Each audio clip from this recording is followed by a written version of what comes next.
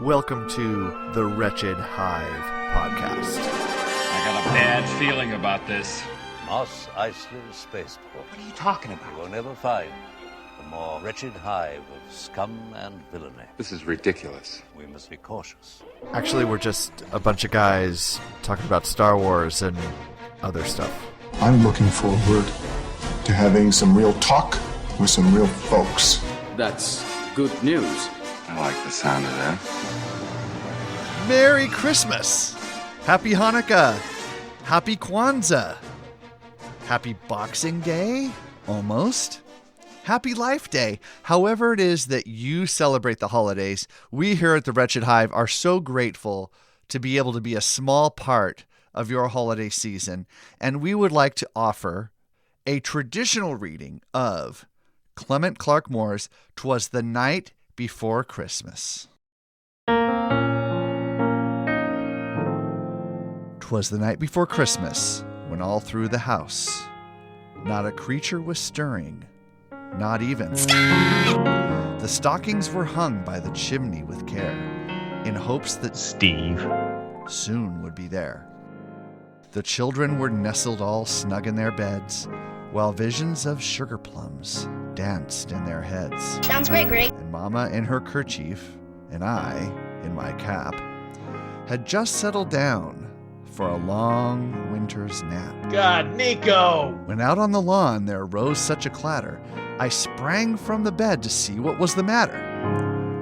Away to the window I flew like a flash, tore open the shutters and threw up the sash. Whee! The moon on the breast of the new-fallen snow gave a luster of midday to objects below, when, what to my wondering eyes should appear but a miniature sleigh and 8 tiny reindeer. Are you insane? With a little old driver, so lively and quick, I knew in a moment it must be Saint Nick.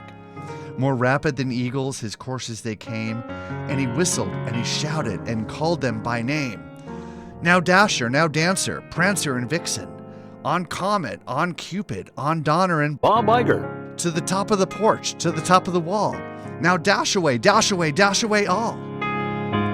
As dry leaves that before the wild hurricane fly when they meet with an obstacle mount to the sky, so up to the house top the coursers they flew, with a sleigh full of toys, and St. Nicholas too. Can't just do that!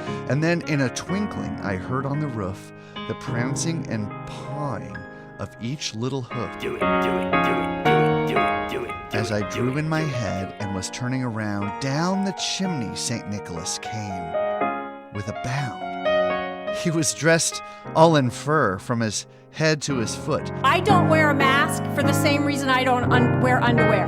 And his clothes were all tarnished with ashes and soot. A bundle of toys he had flung on his back, and he looked like a peddler, just opening a sack. His eyes, how they twinkled. His dimples, how merry. His cheeks were like roses. His nose like a cherry. I like enthusiasm. His droll little mouth was drawn up like a bow, and the beard of his chin was white as the snow. The stump of his pipe he held tight in his teeth, and the smoke it encircled his head like a wreath. He had a broad face and a round little belly that shook when he laughed like a bowl full of jelly. Oh, man. He was chubby and plump, a right jolly old elf, and I laughed when I saw him. In spite of myself, a wink of his eye and a twist of his head soon gave me to know I had nothing to dread.